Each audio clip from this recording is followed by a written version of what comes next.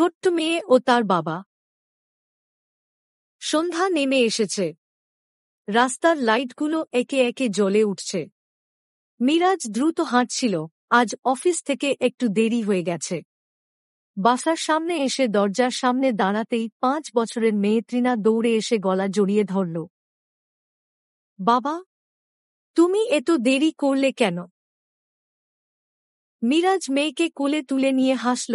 আজ অফিসে অনেক কাজ ছিল মা। তুমি কি ভালো ছিলে? তৃণা মুখ ফুলিয়ে বলল, হ্যাঁ, কিন্তু তুমি আজকে আমাকে গল্প শোনাবে না?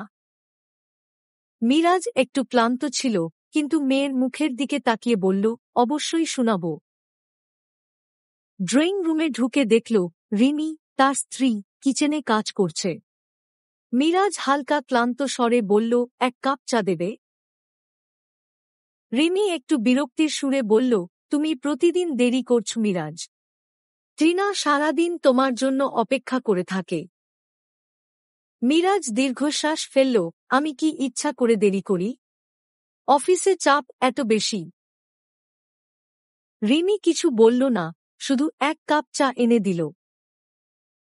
সেদিন রাতে তৃণা বাবার পাশে এসে বলল, বাবা, আজ তুমি আমাকে রাজকন্যার গল্প বলবে?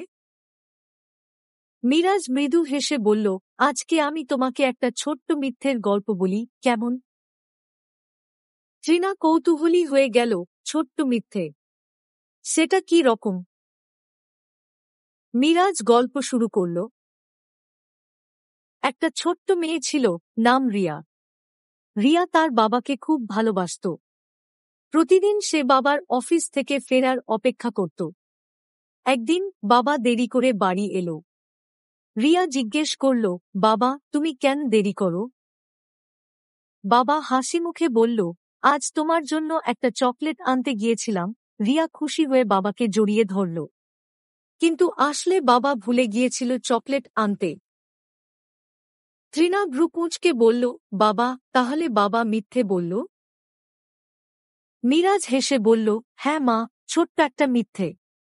কিন্তু বাবার মন খুব খারাপ ছিল, কারণ সে জানত তার মেয়ে সারাদিন অপেক্ষা করেছিল। তৃণা কিছুক্ষণ চুপ করে থাকল, তারপর বলল, তাহলে বাবা কি পরে রিয়াকে চকলেট এনে দিয়েছিল? মিরাজ মেয়ের মাথায় হাত বুলিয়ে বলল, হ্যাঁ মা, সে পরদিনই রিয়ার জন্য বড় একটা চকলেট এনেছিল। আর প্রতিদিন সে চেষ্টা করত আর দেরি না করতে। তৃণা মুচকি হেসে বলল, তাহলে তুমি কি কাল আমাকে একটা চকলেট এনে দেবে, বাবা? মিরাজের বুকটা হালকা কেঁপে উঠল। সে বুঝতে পারল তৃণাও প্রতিদিন তার জন্য অপেক্ষা করে। পরদিন অফিসে কাজের চাপ কম ছিল না, তবু মিরাজ আজ আর দেরি করল না। দোকানে থেমে তৃণার জন্য একটা চকলেট কিনল। বাড়িতে ফিরে দরজার সামনে দাঁড়াতেই তৃণা দৌড়ে এলো, বাবা, আজ তোমার দেরি হয়নি? মিরাজ মেয়েকে কোলে তুলে বলল, হ্যাঁ মা, কারণ আমি আজ সত্যি কথা বলতে চেয়েছি। তৃণা অবাক হয়ে বলল, মানে? মিরাজ মেয়ের হাতে চকলেট দিল, আমি বলেছিলাম তোমার জন্য চকলেট আনব, তাই এনেছি। তৃণা খিলখিল করে হেসে উঠল। রিমি রান্নাঘর থেকে তাকিয়ে মিরাজের হাসিমুখ দেখল।